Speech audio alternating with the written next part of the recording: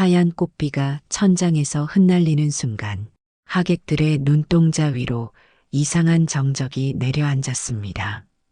누군가는 숨을 삼켰고 또 누군가는 입꼬리를 움찔거리며 이 순간이 농담인지 진담인지 가늠하려 했습니다.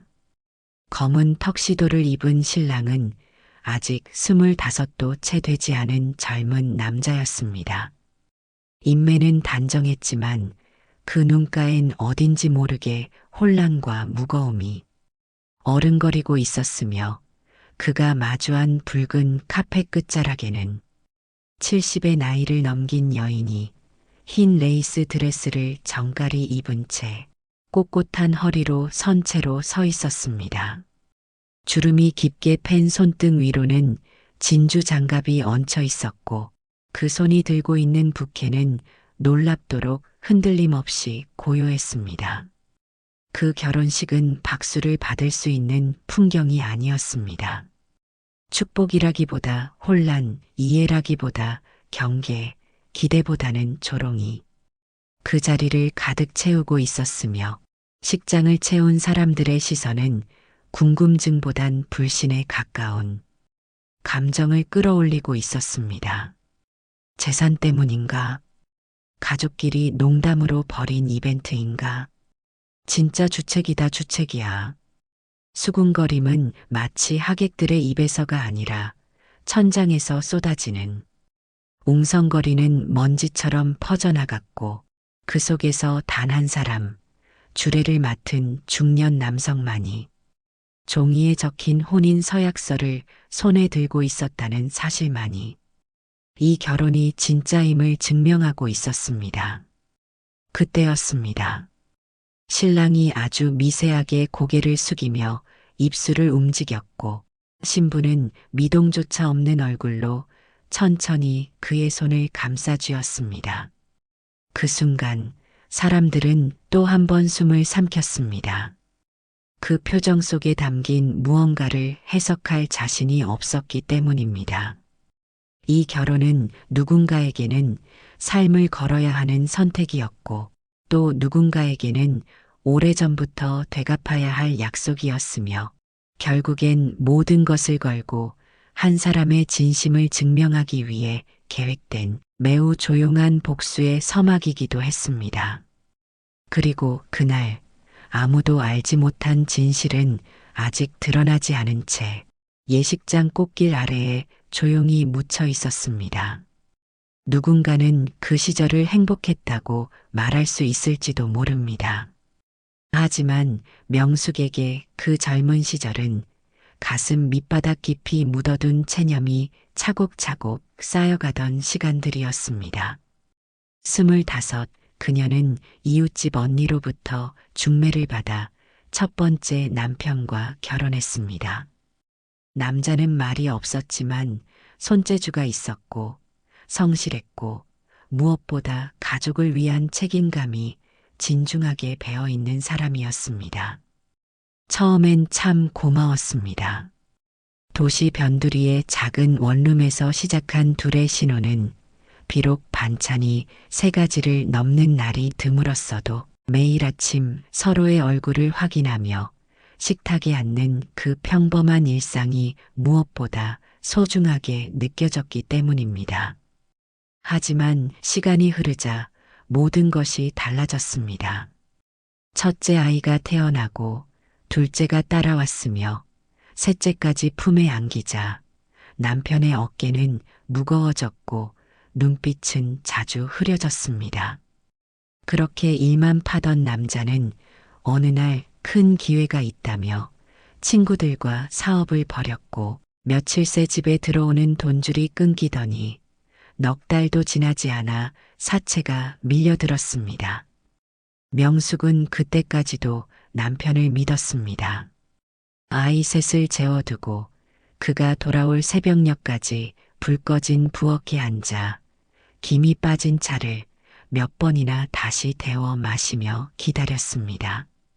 그러나 결국 남편은 이혼 서류 하나와 함께 사라졌습니다. 사라진 사람의 이름으로 날아드는 독촉장과 함께 말이지요. 친정에 아이들을 맡긴 건 그 때문이었습니다. 밥 한 끼조차 챙기기 힘든 살림에 새 아이의 울음과 기침을 동시에 감당할 자신이 없었기 때문입니다. 그리고 명숙은 거리로 나갔습니다. 식당의 설거지, 공장의 포장일, 재래시장의 부침개 장사까지. 어느 날은 쥐가 난 다리를 끌고 퇴근했고, 어느 날은 손등이 데인 채 솥단지에 팔을 담갔습니다. 그녀는 그렇게 아이들의 엄마로 살아야 한다는 이름 하나만 붙잡고 버텼습니다. 그러던 어느 봄날이었습니다. 늦은 오후 식자재를 납품하러 온 트럭에서 내린 남자가 명숙에게 조심스레 물을 건넸습니다. 손 많이 데이셨네요. 괜찮으세요? 그 순간부터 그녀의 삶에 두 번째 계절이 찾아오기 시작했습니다. 그 남자의 손은 말끔했고 낡은 트럭에서 내려왔다는 사실이 무색할 정도로 상냥한 눈빛과 묵직한 말투는 사람을 안심하게 만드는 무언가가 있었습니다. 이름은 성구, 5살 연하라는 사실을 안 건 한참 뒤의 일이었습니다. 처음엔 그냥 거래처 사람이었고, 다음엔 자주 마주치는 얼굴이었으며, 그 다음엔 자신도 모르게 기다리게 되는 사람이 되어 있었습니다. 명숙은 스스로가 이상하다고 생각했습니다. 아이 셋을 두고 남편에게 버림받고 하루하루가 생존의 연속인 삶 속에 그 어떤 감정도 사랑이라는 말도 사치일 뿐이라 믿고 있었기 때문입니다. 하지만 성구는 그런 그녀를 특별한 사람처럼 바라보았습니다. 퇴근길 그녀가 팔에 들고 가는 장바구니를 대신 들어주었고, 공장에서 허리 펼 시간도 없이 구부정하게 서 있는 그녀에게 언제 한번 쉬러 가자며 계곡에 데려가 주었습니다. 그곳에서 처음으로 명숙은 웃었습니다. 정말 오래간만에 맑은 햇살 아래서 아무 계산도 없이 깔깔 웃어보았습니다. 계절은 그렇게 바뀌었고 둘의 마음도 동시에 깊어졌습니다. 서로의 상처를 들여다볼 만큼 가까워졌고 불 꺼진 도시의 밤길을 함께 걸을 만큼 의지가 됐습니다. 그리고 자연스레 결혼을 이야기하게 되었습니다. 비록 웨딩드레스도 예물도 양가 가족의 축복도 없었지만 두 사람은 그저 서로의 손만 잡고 있으면 그 무엇도 두렵지 않다고 믿고 있었습니다. 그러나 그 믿음은 오래가지 않았습니다. 성구의 집에 인사를 드리러 간 날, 성구의 어머니는 첫 인사부터 차가운 눈빛으로 그녀를 훌쳤습니다. 넷의 딸린 이혼녀, 우리 집안에 그런 여자는 못 드립니다. 말끝엔 혐오와 경멸이 섞여 있었고 성구조차 아무 말도 하지 못한 채 고개만 떨구고 있었습니다. 어쩌면 당연한 결과였는지도 모릅니다. 하지만 명숙은 그 당연한 결과조차 아닐 거라고 믿고 싶었는지 모릅니다. 며칠 후 성구는 조심스레 명숙을 찾아와 말했습니다. 어머니가 장가가면 자식이고 뭐고 인연 끊겠다네. 미안해. 명숙아. 그 한마디가 명숙의 모든 봄날을 겨울로 되돌려 놓았습니다. 그녀는 조용히 그를 떠나보냈습니다.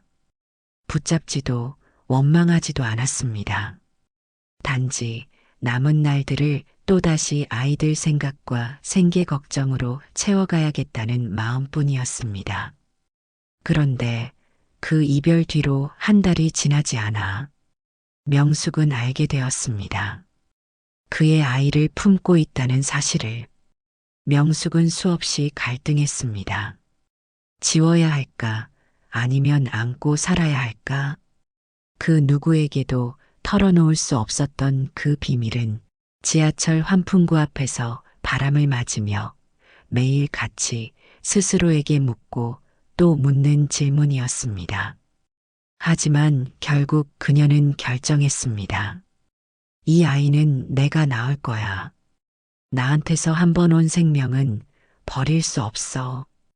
그녀는 뱃속 아이에게 매일 조용히 말을 걸었고 그 작고 따뜻한 반응이 배 안에서 톡톡 건드릴 때면 이 세상 무엇과도 바꿀 수 없는 위안과 용기를 얻었습니다. 그러던 어느 날 그녀에게 찾아온 사람이 있었습니다. 전 남편이었습니다. 그가 성공했다는 소문은 이미 들어 알고 있었지만 직접 찾아온 것은 그날이 처음이었습니다. 명수가 내가 바보였다. 그동안 너무 힘들었지? 이제 다시 시작하자, 우리. 내가 아이들 책임질게. 다시 같이 살자. 귀를 타고 흐르던 그 목소리는 옛날 그대로였습니다. 자꾸만 망가지던 시절에도 그가 가장 많이 했던 말처럼 다시 시작하자고 반복하고 있었고 그 말 속엔 묘하게 달콤한 회한이 섞여 있었습니다. 명숙은 조심스레 숨을 고르고 말했습니다. 나 너한테 말할 게 있어. 그 뒤에 조심스레 이어붙인 문장은 몇 초간 정적을 만들었습니다. 나 뱃속에 지금 아이가 있어. 숨소리조차 사라진 그 정적 끝에서 전 남편은 짧고 단호하게 말했습니다. 나는 남의 자식은 못 키워. 그의 친아버지한테 돌려보내. 그러면 나머진 다 내가 책임진다. 명숙은 수화기를 손에 든 채로 오래 서 있었습니다. 마치 오래전에 흘러간 무언가가 그 자리로 다시 되돌아와 자신을 집어삼키고 있는 듯한 감각이었습니다. 그녀는 밤새 울지 않았습니다. 대신 손을 뱃속에 얹은 채 그 아이의 존재가 사라지지 않기를 진심으로 정말 간절히 기도했습니다. 그리고 결국 아이를 낳고 그녀는 그 아이를 보내기로 결심했습니다. 자신이 아닌 아이의 진짜 아버지 성구에게로. 다만 아이는 그 아버지 곁에서도 오래 머물지 못했습니다. 성구는 결혼을 앞두고 있었고 아이가 있다는 사실은 그의 새 삶에 흠이 될 수 있었기에 아이를 어머니에게 맡긴 채 조용히 자리를 비웠습니다. 그리하여 태어난 아이는 할머니 손에서 자라게 되었고 명숙은 그 뒤로 아이의 이름조차 부르지 못한 채 다시 혼자가 되었습니다. 세월은 야속하게도 상처는 흐릿하게 만들고 책임은 무겁게 쌓아 올렸습니다. 명숙은 다시 새 아이의 어머니로 돌아갔습니다. 첫 남편과의 재결합은 가정이라는 이름을 다시 주었지만 그 안에서 그녀가 얻은 건 단지 더 오래된 피로와 조용한 후회뿐이었습니다. 남편은 예전보다 차가워졌고 아이들은 자랄수록 어딘지 모르게 삐딱했습니다. 가장 큰 아이는 엄마를 무시했고 둘째는 돈 이야기를 입에 달고 살았으며 막내는 아예 자신의 부모를 돈 버는 기계라 여기는 눈빛을 숨기지 않았습니다. 명숙은 그런 자식들을 키우며 버텼습니다. 돈을 모으고 가정을 유지하고 이름 없는 모진 시간을 끌고 갔습니다. 하지만 날이 갈수록 아이들에게서 느껴지는 온도는 점점 낮아졌고 그럴수록 문득문득 떠오르는 얼굴이 하나 있었습니다. 그 아이, 자신이 낳고도 품지 못한 태어나던 날부터 눈물로 등 떠밀려 떠나간 그 하나뿐인 아들이었습니다. 명숙은 밤마다 그 아이가 어딘가에서 밥은 잘 먹는지 지금쯤 어떤 얼굴로 자랐을지를 떠올리며 혼자 이불 끝을 쥐고 흐느끼곤 했습니다. 그렇게 몇십 년이 흘렀고 남편이 세상을 떠났습니다. 명숙에게는 적지 않은 재산이 남겨졌습니다. 그녀의 이름으로 된 부동산, 예금, 보험, 지분. 그 모든 걸 알게 된 세 자녀는 그날 이후로 눈빛이 변했습니다. 엄마, 이 집 내 명의로 돌리면 안 돼? 엄마, 아빠가 남긴 돈, 형이 관리하는 건 좀 그렇잖아. 엄마 죽으면 이거 다 똑같이 나눌 거지? 형 편만 들지 마. 그 말들을 들으면서도 명숙은 웃지 않았습니다. 아니, 그럴 수가 없었습니다. 말끝마다 엄마라는 호칭을 붙이긴 했지만 그 말들은 하나같이 계산서 같았고 눈앞의 자식들은 마치 상속 서류에 도장 찍으러 온 이방인 같았습니다. 며칠 전 큰딸은 명숙의 통장을 슬쩍 들여다보더니 이렇게 말했습니다. 엄마, 이자율도 안 되는 계좌에 왜 돈을 묻혀둬? 내가 재테크 좀 해줄까? 그냥 내 계좌로 넘기면 돼. 막내는 퇴직한 명숙에게 국민연금까지 확인해 오더니 이건 매달 나오는 거니까 내 카드값 일부는 이걸로 해결하면 되겠네. 뭐, 어차피 엄마는 이제 돈 쓸 데도 없잖아. 하고 웃었습니다. 둘째는 말없이 명숙이 쓰던 방의 가구 배치를 바꿨습니다. 이제 곧 엄마도 요양병원 생각해 봐야 되니까 방은 내가 쓸게. 이 침대도 불편하다면서 아예 싹 바꾸자. 그러곤 명숙이 평생 껴안고 자던 이불이며 사진이며 책까지 낡았다는 이유로 쓰레기 봉투에 담아버렸습니다. 그날 밤 명숙은 화장실 불을 끈 채 혼자 앉아 있었습니다. 불이 켜진 거실 너머로 자식들끼리 나누는 대화가 들렸습니다. 엄마가 재산 다 주고 돌아가실 리는 없겠지? 그래서 내가 계속 옆에 붙어 있는 거야. 말 들을 땐 들어줘야지. 요즘은 유류분 청구도 있대. 우리 몫은 절대 챙겨야 돼. 그 말들 속에 사랑은 없었습니다.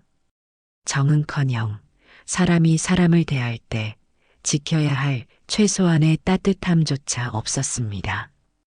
그녀는 그렇게 자신이 평생을 바쳐 키운 세 자식에게서 자신이 물건으로 취급받고 있음을 마침내 또렷이 깨달았습니다. 그저 버린 그 아이만 떠올랐습니다. 이름 한 번 불러주지 못하고 생일상 한 번 차려주지 못한 아이. 그 아이는 어디서 어떻게 살고 있을까? 이런 대우는커녕 자신을 엄마라 부르지도 못하고 멀리서 손 한 번 흔들 수조차 없던 그 아이.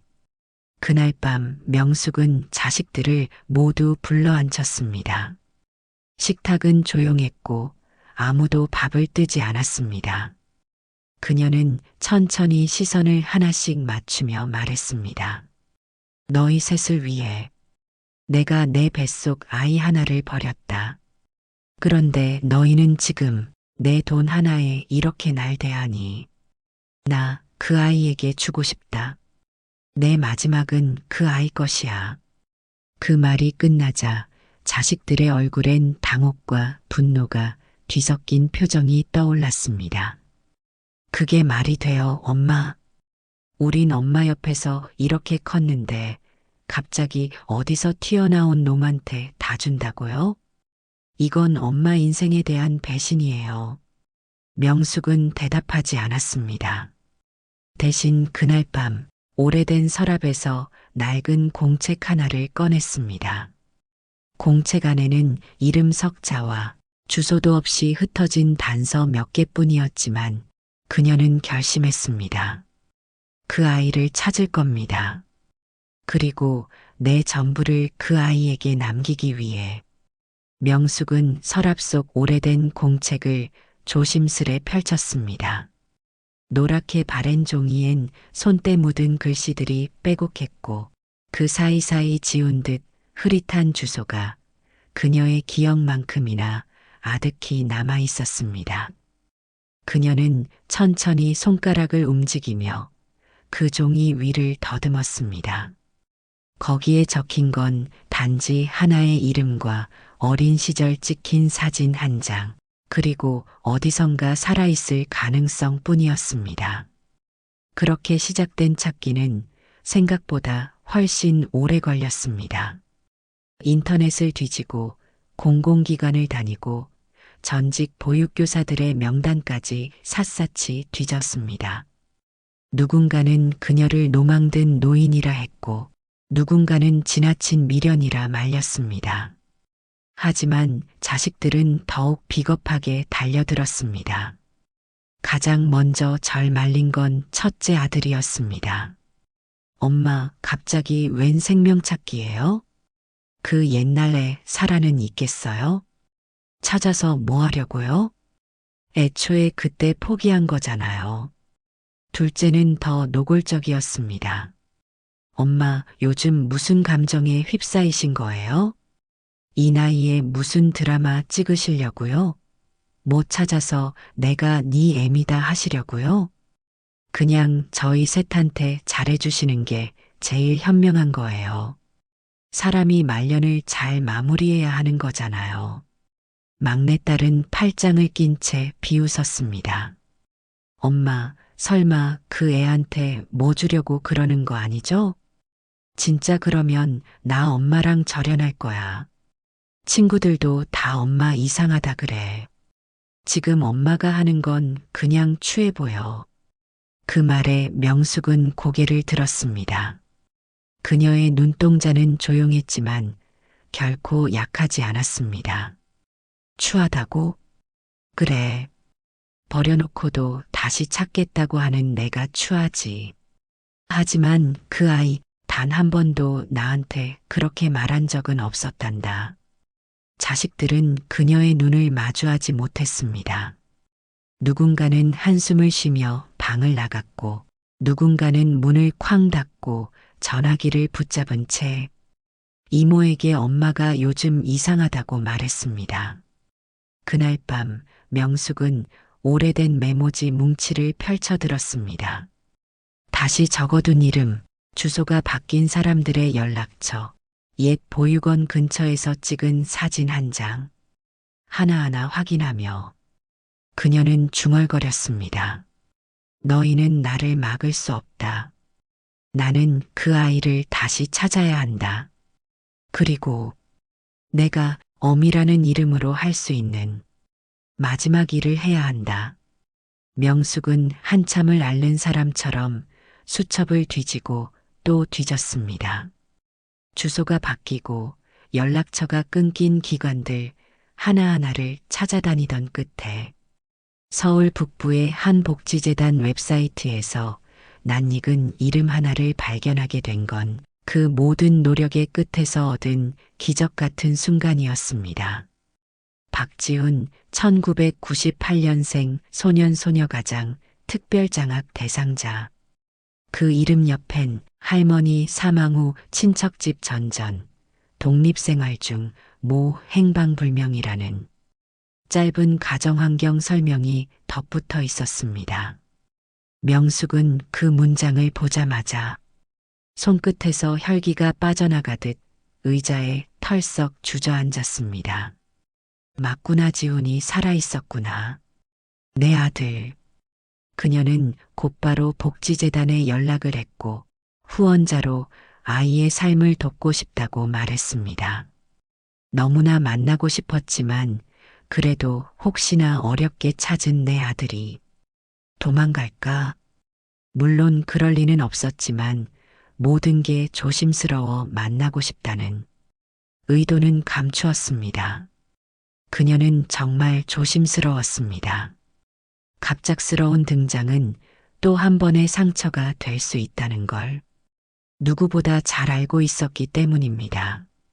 며칠 후, 하지만 복지사는 제 마음을 조금은 읽었는지 한번 만나보라고 보통 후원인을 만나는 게 예라며 연락처를 주었고 그렇게 소개받아 서울의 한 대학가 근처 작은 카페에서 그 아이 지훈을 처음 마주한 순간 명숙은 숨조차 쉽지 못했습니다. 그는 마른 얼굴에 눈빛이 또렷한 청년이었습니다. 긴장을 감추지 못한 채 자신을 후원자라 부르는 노인을 조심스럽게 경계하면서도 어느 한쪽 뺨 근처에 어릴 적 자기가 입맞추던 첫째 아들과 똑 닮은 점 하나가 그녀의 시선을 한참 붙잡았습니다. 지훈 맞지요? 명숙은 떨리는 손끝으로 조심스럽게 말을 꺼냈습니다. 지훈은 낯선 사람을 대하는 듯 조심스러운 눈빛으로 명숙을 바라보았고 잠시 망설이다가 아주 천천히 고개를 끄덕였습니다. 그녀는 그 순간 가슴이 저릿해지는 확신을 얻었습니다. 그 눈빛, 가슴속에 담긴 말보다 침묵이 먼저 나오는 그 습관, 그건 너무도 오랜 세월 동안 그녀가 그리워한 자신의 아이 지훈이 맞았습니다. 하지만 그녀는 엄마라는 말 한마디도 꺼내지 않았습니다. 아니, 꺼낼 수 없었습니다.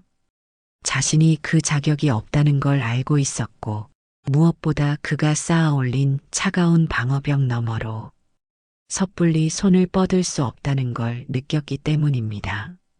전 박지훈입니다. 후원자라고 하셔서 나왔는데 감사해요. 요즘 좀 많이 버거웠거든요. 지훈의 말투는 예의 바르되 단정했습니다. 하지만 어딘가 습관처럼 감정을 덜어낸 말씨, 말끝을 살짝 흐리는 어조는 그가 스스로를 보호하는 방식이라는 걸 느끼게 했습니다. 그는 자신의 상황을 자세히 말하지 않았습니다. 학교 다니고 있고요.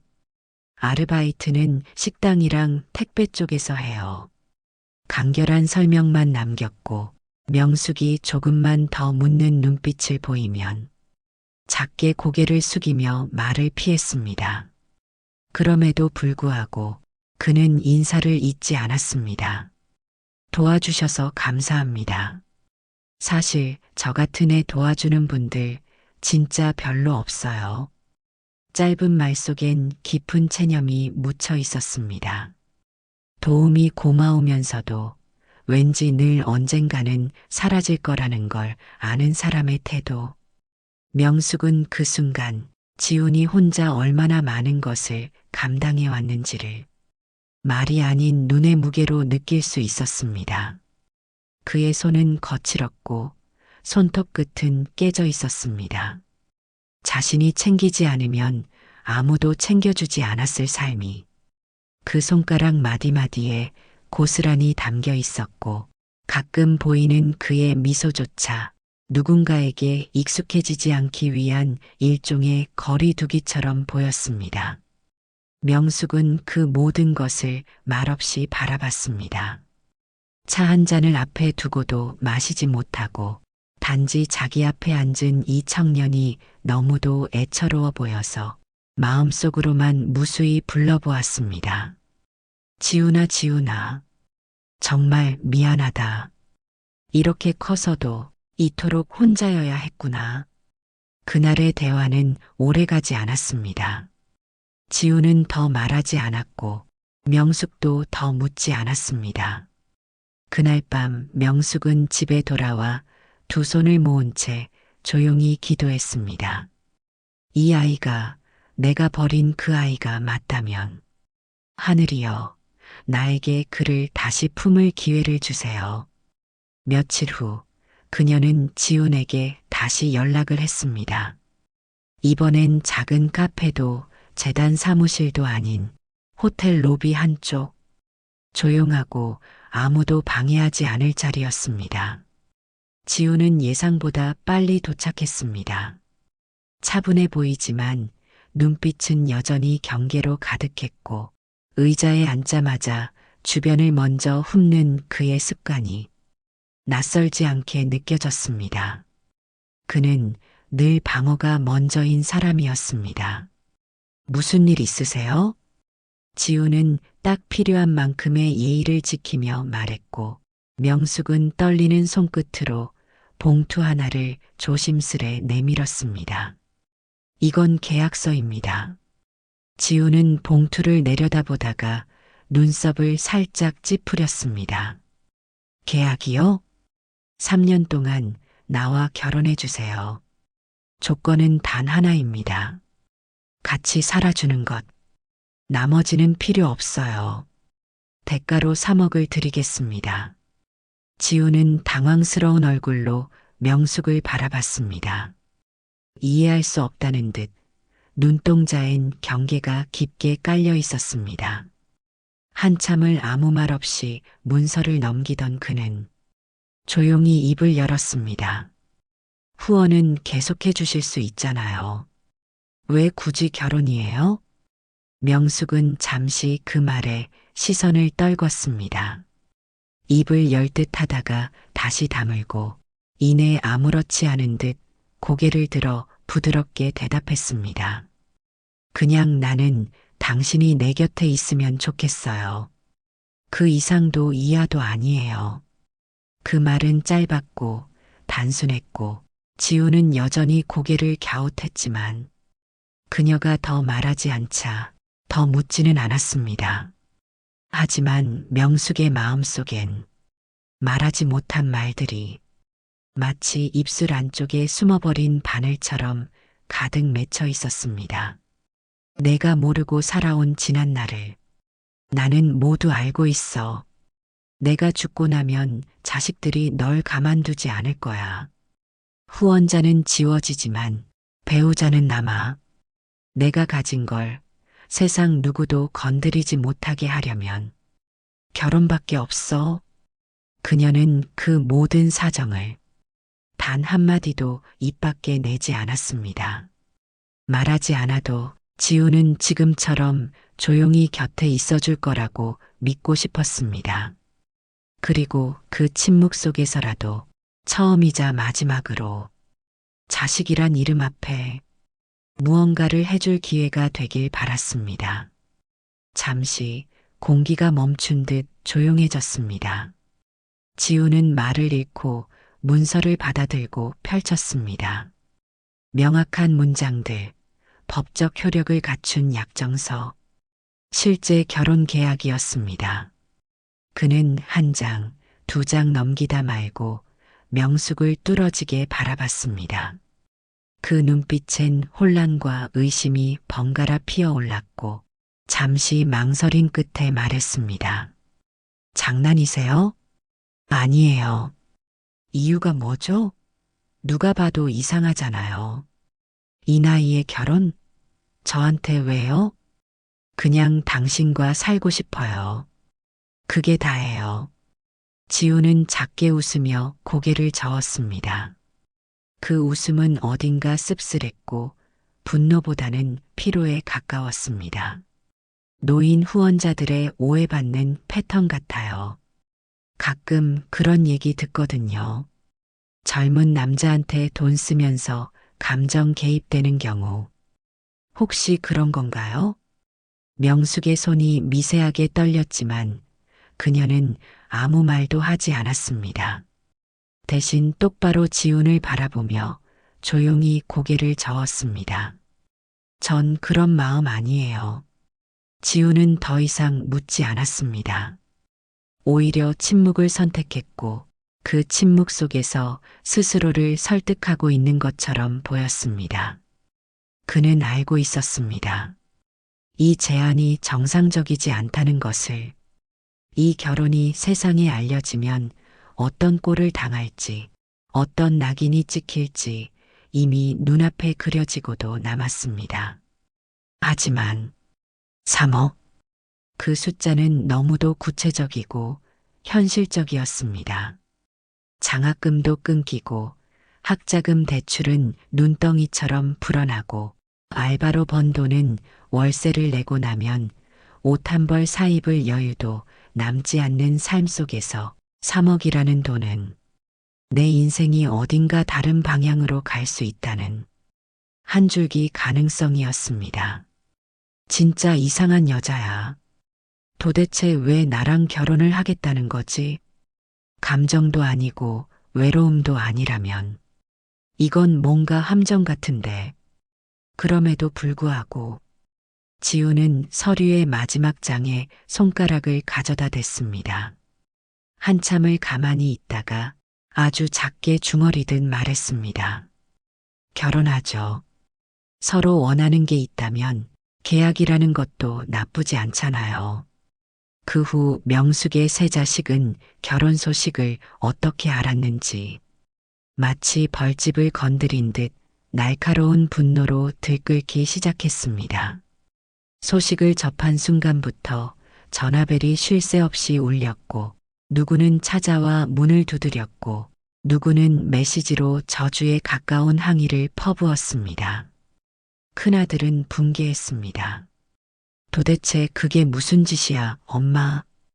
그 돈, 아빠가 일평생 모은 피 같은 돈이야. 둘째는 명숙이 정신적으로 문제가 생긴 것 아니냐며 지인들에게 엄마가 누굴 홀려서 결혼당했다는 말을 흘리고 다녔고 막내는 친척들에게 연락해 가족을 버리고 낯선 남자한테 다 준다는 식으로 일방적인 피해자 코스프레를 하며 울부짖었습니다. 명숙은 어떤 항의에도 대응하지 않았습니다.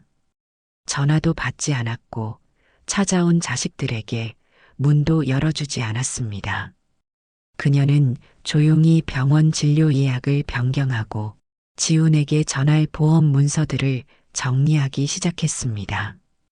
혼인신고가 마무리되고 일주일이 채 지나지 않아 익명으로 시작된 인터넷 글 하나가 전국으로 퍼지는 데 걸린 시간은 단 3일이면 충분했습니다. 처음의 발단은 아주 사소한 곳이었습니다.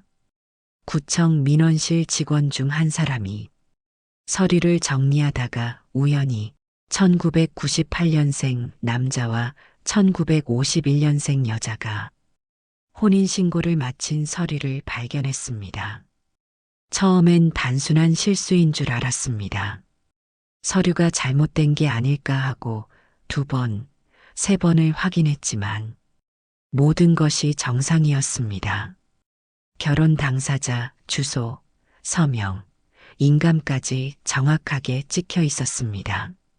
그 직원은 동료에게 이 이야기를 농담처럼 흘렸고, 야, 우리 구청에 손잡벌이랑 결혼한 커플 생겼다더라. 누군가 웃으며 휴대폰을 꺼냈고, 이름은 가렸지만 나이 차이와 혼인신고 완료란 문구가 찍힌 서류 일부를 슬쩍 사진으로 남겼습니다. 그리고 그 사진은 그날 밤 지역 맘카페 익명 게시판에 이 구청 실화냐라는 제목으로 올라갔습니다. 커뮤니티 글 발췌. 우리 구청이라는 친구한테 들은 건데요. 20대 대학생이 70대 할머니랑 혼인신고했대요. 대체 무슨 사연인지 상상도 안 됨 키읔키읔. 세상이 진짜 미쳐 돌아간다. 처음엔 몇몇 사람만 비웃음 섞인 댓글을 달았고 누군가는 호기심의 이름이 뭔지 진짜 결혼 맞는지 파고들기 시작했습니다.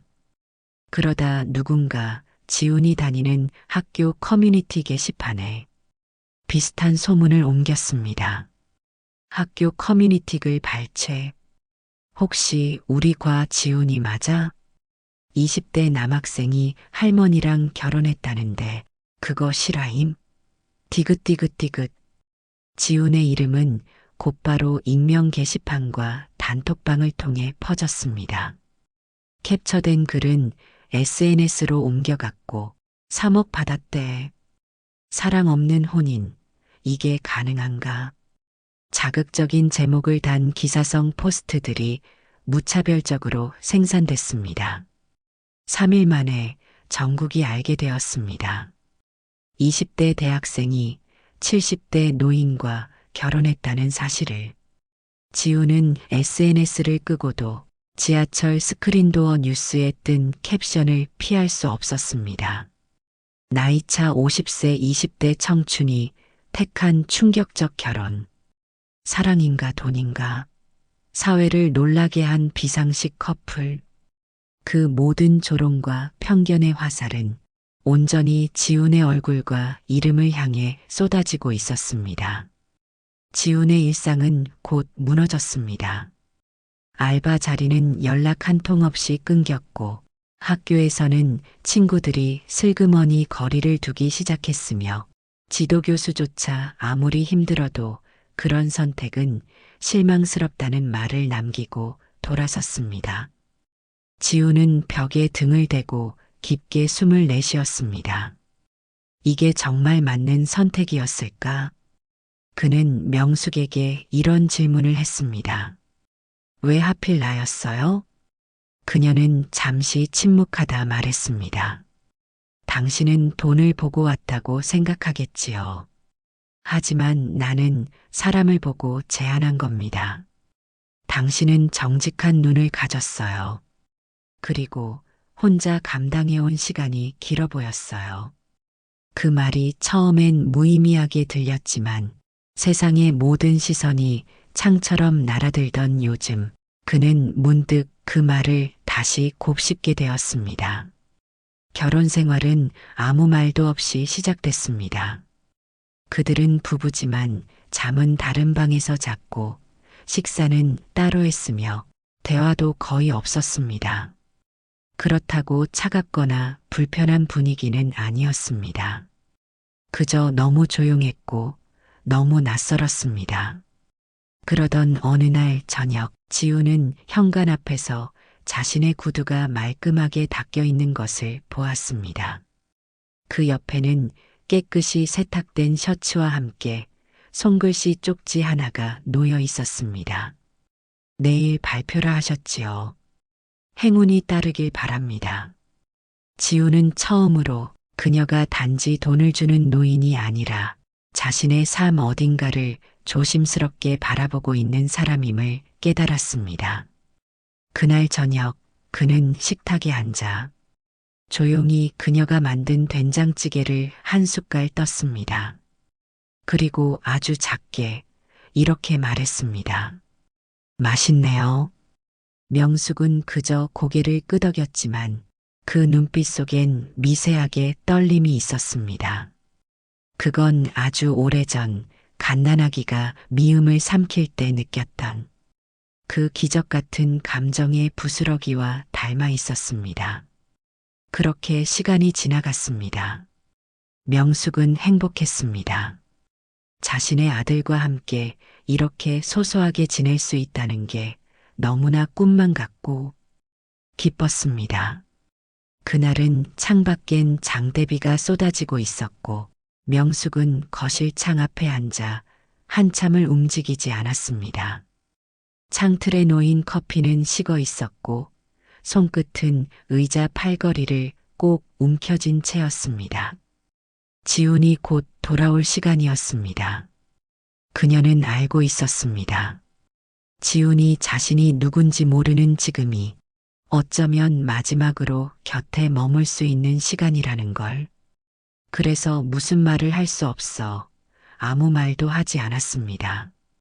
그날 지훈은 젖은 우산을 접으며 현관으로 들어왔고 명숙은 조용히 말했습니다. 잘 다녀왔어요? 명숙은 평소처럼 짧게 물었고 지훈은 무표정한 얼굴로 고개만 끄덕인 채 방 안으로 들어갔습니다. 늘 그렇듯 말은 짧았고 감정이 묻지 않는 회신이 익숙해진 것처럼 들렸습니다. 그가 방문을 닫고 들어간 지 몇 분쯤 지났을까. 명숙은 소파 위에 접어둔 스웨터를 정리하다가 순간 몸을 굳혔습니다. 지훈이 방으로 가져가던 쇼핑백에 자신이 평생 숨기듯 품고 다녔던 사진이 들어 있었던 것이 문득 떠올랐습니다. 그 사진은 지훈이 태어나던 날 병원 분만실 복도에서 간호사가 기념삼아라며 건네준 한 장이었습니다.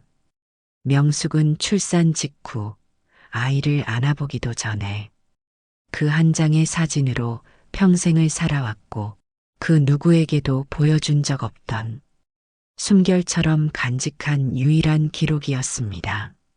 순간 명숙은 자리에서 조용히 일어났고 방 앞까지 가서 문을 두드릴까 말까 고민하다가 그저 손을 벽에 댄 채 귀를 기울였습니다. 문 안쪽은 조용했고 그 조용함이 너무 오래 지속되자 그녀는 숨을 죽였습니다. 그 시각 지우는 책상 위에 펼쳐진 쇼핑백 안에서 조심스럽게 흘러나온 사진 한 장을 꺼내고 있었습니다. 사진은 발에 있었고 흑백의 명암은 흐릿하게 번져 있었지만 사진 속 작은 아기 하나, 갓 태어난 듯 분홍천에 쌓인 채 누군가의 품에 안겨 눈을 감고 있었고 그 아이를 안고 있는 여인의 얼굴에는 놀라울 정도로 지금의 명숙과 닮은 이목구비가 또렷하게 남아 있었습니다. 귀 옆에 작은 점 하나까지 정확히 같았습니다. 지우는 아무 말도 하지 않았습니다. 그저 사진을 든 채 한참을 움직이지 못했고 그렇게 굳은 자세로 오래 앉아 있다가 마치 안에 무엇이 무너져 내리는 듯 작게 혼잣말을 흘리듯 중얼거렸습니다. 우리 엄마 정말 아무 말도 없이 사라졌습니다. 그 말엔 원망도 있었고 포기와 익숙함 그리고 말로는 다 설명되지 않는 허전함과 기대가 뒤섞여 있었습니다. 지우는 사진을 천천히 내려놓았고 그 손끝에서 미세한 떨림이 번졌습니다. 문 밖에 서 있던 명숙은 그 떨림이 굳이 보이지 않아도 지훈의 혼잣말이 무엇을 의미하는지 눈을 감지 않아도 그 마음이 어디쯤 와 있는지를 너무도 잘 느끼고 있었습니다. 그녀는 다가가지 않았고 대신 아주 조용히 뒤로 물러나 방문을 등지고 섰습니다. 그리고 그 자리에서 그 누구에게도 들키고 싶지 않은 마음 하나를 속으로 되뇌었습니다. 지훈아, 사진은 내가 너를 처음이자 마지막으로 안았던 날이란다. 그날을 난 한 번도 잊지 않고 살아왔단다. 하지만 명숙은 문 뒤에서 그 말을 모두 들었습니다. 그는 여전히 자신을 버린 사람을 미워하고 있었습니다. 그 분노의 끝에 자신이 있다는 걸 너무도 선명히 깨달은 순간이었습니다. 그녀는 한 걸음도 움직일 수 없었습니다. 한 번도 본 적 없는 아들의 뒷모습을 문틈 너머로 바라보며 울 수도 웃을 수도 없는 표정을 지었습니다. 그래, 너한테 나는 끝까지 모른 척하고 살아야 하는 사람이구나. 며칠 동안 지우는 혼자 있는 시간이 늘어났습니다. 도서관 책상에 앉아 있으면 책장을 넘기다 멈춘 손끝에서 눈이 멈추곤 했고 강의실에서는 누가 들어오고 나가는지도 모른 채 창밖의 흐릿한 풍경에 마음이 오래 걸려 있었습니다. 그의 머릿속은 사진 속의 낯익은 얼굴이 자신과 함께 살고 있는 그 사람 명숙이라는 사실을 인정하지 않으려는 감정과 그렇지 않다면 설명되지 않는 수많은 단서들 사이에서 끊임없이 되돌고 있었습니다. 그 사진 속 여자는 왜 나를 안고 있었던 걸까? 그리고 왜 아무 말도 하지 않았던 걸까? 확신은 없었지만 의심은 이미 내면 깊숙한 곳에서 움직이고 있었고 지우는 어느새 일상에서 명숙의 행동 하나하나에 예민해져 있었습니다. 그녀가 식탁에 숟가락을 얹는 방식, 그가 감기에 걸렸을 때 건네는 약 봉투에 써 있는 작은 글씨, 문득 그의 생일을 기억하고 있었던 그 순간까지 모든 것이 조금씩 그리고 조용히 의심이라는 이름으로 다시 엮이고 있었습니다. 그러던 어느 날 저녁 명숙이 외출한 틈을 타 그는 평소 그녀가 자주 앉아 있는 작은 서재 책상 앞에 섰습니다. 무언가를 찾아보려는 의도라기보다는 그저 자신의 마음에 쌓인 의심을 누그러뜨릴 무언가가 있지 않을까 하는 그런 감정의 연장선이었습니다. 서랍을 열었습니다. 종이봉투 몇 개, 정리된 서류들, 그리고 그 중 하나, 다른 봉투들보다 오래되어 보이는 것 하나가 그의 손끝에 걸렸습니다. 봉투를 꺼내 조심스럽게 열었을 때 그 안에 들어있던 서류는 낡고 바랜 종이였고 서류의 제목은 또박또박 인쇄된 활자로 출생증명서라고 적혀 있었습니다. 그의 이름 그리고 생년월일, 그 아래 적힌 모 이명숙이라는 활자. 지우는 그 순간 숨을 멈췄고 손끝이 가늘게 떨렸습니다. 마치 오래된 벽장 속에서 자신도 몰랐던 무언가를 꺼내든 기분, 그리고 그 안에 담긴 진실이 자신이 생각해온 세상의 균형을 조용히 그러나 확실하게 기울이기 시작했다는 것을 지우는 한눈에 알아차릴 수 있었습니다. 그는 조용히 서류를 봉투 안에 다시 넣고 아무 흔적도 남기지 않도록 천천히 덮었습니다. 문득 어깨가 무거워졌고 머릿속은 정리되지 않은 채 복잡하게 돌아가고 있었지만 그가 느낀 건 단 하나였습니다. 맞는 걸까? 그 사람이 정말. 그 의심은 확신이 되지 않았지만 확신보다 더 깊은 감정으로 그의 마음을 파고들고 있었습니다. 그 순간 머릿속에 스쳐간 건 그동안 명숙이 자신에게 해줬던 모든 말, 모든 행동, 모든 눈빛이었습니다. 오늘도 힘들었지요. 아프지 말아요. 젊을수록 감기도 조심해야 하니까요. 된장찌개는 너무 짜면 건강에 안 좋거든요. 웃을 때, 어릴 때랑 똑같아요. 그녀는 단 한 번도 자신을 무리하게 품에 안은 적이 없었습니다. 그저 천천히, 멀찌감치 자신의 그림자 옆에 겹쳐져 있던 사람이었습니다. 지우는 봉투를 닫고 조심스레 서랍에 돌려놓았습니다. 무언가를 확인한 것 같기도 하고 무언가를 모른 척해야 할 것 같기도 한 그 심정. 그날 밤 그는 쉽게 잠들 수 없었습니다. 다음 날 아침 식탁 위엔 쟁반 하나가 놓여 있었습니다. 그 위에는 잘 익은 깍두기와 따뜻한 미역국, 그리고 손글씨 한 장. 지훈 씨, 오늘은 생일이죠. 생일은 미역국 먹는 날입니다. 그 문장을 읽는 순간 지훈의 손등이 부르르 떨렸습니다. 식탁에 앉은 그는 숟가락을 들지도 못한 채 그릇 속에 조용히 눈물을 한 방울 떨어뜨렸습니다. 명숙은 요즘 자주 숨이 가팠습니다. 평소보다 조금만 더 걸어도 가슴이 조이고 손끝이 찬물에 담근 듯 저려오는 일이 하루에도 몇 번씩 찾아왔습니다. 병원에서는 신부전 말기라는 말을 아주 담담하게 건넸고 의사는 더는 미룰 수 없다며 입원을 권했지만 명숙은 고개를 저었습니다. 지금 병원에 누우면 다시 일어날 수 없다는 걸 누구보다 먼저 직감하고 있었기 때문입니다. 그녀는 아직 해야 할 말을 하지 못했습니다. 아니, 이제서야. 비로소 그 말을 꺼낼 준비가 되었는지도 몰랐습니다.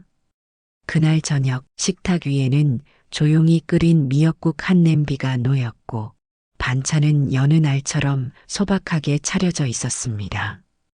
지우는 아무 말 없이 자리에 앉았고 명숙도 평소처럼 그 앞에 조심스럽게 마주 앉았습니다. 두 사람 사이로 한참 동안 아무 말이 없었습니다. 젓가락질 소리도 국을 뜨는 소리도 들리지 않았고 마치 서로가 무언가를 기다리는 듯 그러나 먼저 꺼내면 모두가 무너질까봐 망설이는 정적만이 오래 식탁 위에 머물러 있었습니다. 그리고 마침내 명숙이 아주 낮은 목소리로 입을 열었습니다. 내가 사실은 말이야. 이런 말 안 하려고 했는데 지우는 고개를 들었습니다. 그녀는 말을 멈췄고 다시 고개를 숙인 채 손끝을 맞잡았습니다. 그리고 숨을 깊게 들이마시고 천천히 내쉬었습니다. 지훈아, 나는 사실 너를 낳은 사람이야. 그 말은 목구멍에서 한참을 머뭇거리다 무너진 담처럼 힘없이 흘러나왔고 지우는 멍하니 그녀를 바라보며 젓가락을 천천히 내려놓았습니다. 방 안은 조용했습니다. 그 어떤 항의도 놀람도 터지지 않았고 다만 지훈의 눈동자 안에서 그동안 마주하지 않았던 기억들이 조용히 그러나 빠르게 움직이고 있었습니다. 난 널 버렸어. 아니, 그땐 보내야만 했어. 너무 어렸고 너무 가난했고 무엇보다 너무 겁이 났거든. 명숙은 말하면서도 자신이 그 말을 하고 있다는 게 믿기지 않는 듯 입술을 삼키고 눈을 감았다 떴습니다. 처음부터 잘 키우지 못한 아이에게 다시 손을 내밀 수 있는 자격 같은 건 없다고 생각했어. 그런데 시간이 지나도 어떻게 해도 널 잊을 수가 없었어. 지우는 말없이 그녀를 바라보고 있었습니다. 말을 막아선 것도 피한 것도 아니었고 그저 들을 수밖에 없는 얼굴로 가만히 천천히 눈을 들어 그녀의 말을 기다렸습니다. 다른 아이들 키우면서도 난 매일 너 생각을 했어. 나는 아무것도 해준 게 없는데 내가 세상 누구보다 사람다워 보였어. 그녀의 손이 떨렸고 말은 더 이어지지 않았지만 그 침묵 안엔 수십 년의 시간과 단 한 번도 꺼내지 못한 후회의 무게가 가득 담겨 있었습니다. 지우는 조용히 숟가락을 들었습니다. 그리고 미역국을 한 입 떠서 입에 넣었습니다. 오래된 기억 속 단 한 번도 받지 못했던 생일의 맛이 국물 속에서 천천히 녹아들었습니다. 그는 그릇을 내려놓고 아주 작게 그러나 명확하게 말했습니다. 엄마, 그 단어 하나가 공기를 흔들었고 명숙의 숨을 멈추게 했습니다. 그녀는 두 손을 입술 위에 모으고 조용히 그러나 참지 못한 눈물을 떨어뜨렸습니다. 그 순간 그녀는 처음으로 자신이 단 한 사람의 엄마라는 사실을 그 아이의 입을 통해 진심으로 받아들였다고 느꼈습니다. 그날 밤 지우는 식탁에 남은 미역국 그릇을 조용히 치웠고 명숙은 소리내어 울지는 않았지만 그녀의 눈가엔 오래된 그리움이 처음으로 눈물이라는 이름으로 자리를 내주고 있었습니다. 두 사람은 말없이 나란히 소파에 앉아 거실 창밖으로 내리는 비를 바라보며 오래도록 아무 말 없이 그저 함께 숨쉬는 것만으로도 충분한 그런 시간을 처음으로 함께 보냈습니다. 하지만 며칠 뒤 명숙의 병세는 갑작스레 나빠졌고 그녀는 결국 병원으로 옮겨졌습니다. 의사는 더는 버틸 수 없다고 말했지만 명숙은 조용히 고개를 끄덕였고 지우는 병실 옆 의자에 앉아 그녀의 하루를 하나씩 대신해주기 시작했습니다. 명숙이 병원에 입원한 뒤 처음으로 지우는 병실 창가에 의자를 끌어다 앉았습니다. 명숙은 이미 깊이 잠든 상태였고 창밖은 아직 봄비가 가늘게 내리고 있었으며 벽걸이 시계는 고요하게 돌아가는 초침 소리로 밤의 깊이를 조용히 새기고 있었습니다. 명숙이 병원에 입원한 뒤 처음으로 지우는 병실 창가에 의자를 끌어다 앉았습니다. 명숙은 이미 깊이 잠든 상태였고 기계에서 일정한 리듬으로 흘러나오는 소리만이 방 안에 조용한 생명의 리듬처럼 깔려 있었습니다. 지우는 그녀의 손등을 가만히 덮은 채 오래도록 바라보다가 입을 열었습니다. 아무도 듣지 않는, 그러나 분명히 닿기를 바라는 목소리로. 사실은요, 알고 있었어요. 목소리는 낮고 평온했지만 그 속엔 오래 눌러왔던 무게가 실려 있었습니다. 언젠가 처음 만났을 때였어요. 후원자라고 소개하셨을 때부터, 그때부터 느낌이 이상했어요. 지우는 잠시 말을 멈추고 한 손으로 무릎 위를 가볍게 눌렀습니다. 그건 스스로 감정을 다잡기 위한 움직임처럼 보였습니다. 그때는 그냥 내가 이상한 생각을 하는 건가 싶었죠. 근데 된장찌개를 먹고 신발도 깨끗이 닦아주시고 제 생일에 미역국을 끓여주시고 감기 걸렸을 때 약봉투에 적힌 제 이름을 보는데 그런 사소한 것들 안에서 계속 한 사람이 겹쳐 보였어요. 그는 천천히 시선을 침대 쪽으로 옮기며 가만히 말을 이었습니다. 그 사람은요, 기억에도 없고 얼굴도 흐릿한데 제가 매일 마음속에서 되묻던 사람이었거든요. 왜 나를 버렸을까? 어디서 살고 있을까? 혹시라도 내가 다시 만나게 된다면 그때는 웃을 수 있을까? 지우는 조용히 웃었습니다. 슬픔인지 안도인지 알 수 없는 웃음이었지만 그 속에는 더는 원망이 자리하지 않았습니다. 말하지 않았어요. 당신이 먼저 말해줄 때까지 기다리고 싶었거든요. 누군가를 오래 기다려봤던 사람은 한 번쯤 그 기다림의 끝을 그 사람의 입으로 듣고 싶을 수도 있잖아요. 그는 마지막으로 천천히 손을 들어 그녀의 이마 위 머리카락을 다정하게 넘겨주었습니다. 그래서 제가 엄마라고 부르던 날, 사실은요, 그날이 아니라 그보다 훨씬 전부터 이미 저는 마음속으로 수백 번쯤 그렇게 불러왔던 것 같아요. 그 말과 함께 지우는 조용히 그녀의 곁에 앉아 한참 동안 아무 말 없이 그녀의 손을 가만히 쥐고 있었습니다. 그 손은 생각보다 작고 가벼웠으며 살아있는 체온이지만 언제든 사라질 수 있다는 것을 그는 처음으로 두려움이 아니라 수긍에 가까운 마음으로 받아들이고 있었습니다. 그는 그날 처음으로 어릴 적 혼자 울던 밤들이 지금 이 조용한 온기 안에서 서서히 옅어지고 있다는 것을 느꼈고 마음속 깊은 곳에서 무언가 하나가 천천히 녹아내리듯 풀려나가고 있음을 가만히 받아들이고 있었습니다. 밖에서는 간간히 봄비가 창문을 두드렸고 병실 안의 공기는 고요했으며 의료기계의 리듬도 잦아들듯 귓가에서 멀어져 갔습니다.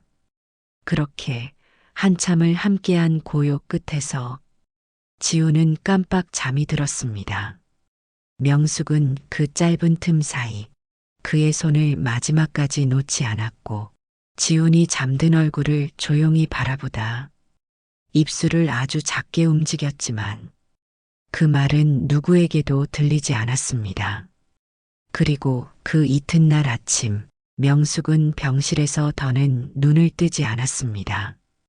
지훈이 간호사의 연락을 받고 병실로 달려왔을 땐 그녀의 심장은 이미 고요했고 그 평화로움 속에는 누군가에게 마지막 말을 전하지 못한 듯 손등을 가볍게 움켜쥔다가 놓은 흔적이 희미하게 남아 있었습니다. 지우는 그녀의 곁에 앉아 한참을 말없이 있었고 그녀가 평소에 아끼던 흰색 카디건 위로 손바닥만 한 종이봉투 하나가 놓여 있는 걸 발견했습니다. 봉투 안엔 자필로 적은 짧은 편지와 공증을 마친 유언장이 들어 있었습니다. 지훈아, 이 편지를 내가 언젠가 읽게 된다면 나는 이미 이 세상 사람이 아닐지도 모르겠구나. 나는 끝내 너에게 엄마라는 말을 듣지 못하고 떠날 각오로 이 글을 쓰고 있었단다. 왜냐하면 나에게 그런 자격이 없다고 생각했기 때문이야. 내 전 재산은 너에게 물려주겠다. 하지만 그건 나의 속죄이고 너에게 짐이 되지 않았으면 좋겠다. 너는 누구보다 강한 아이였고 내가 아무것도 해주지 못했음에도 스스로 빛을 만들어낸 아이였지.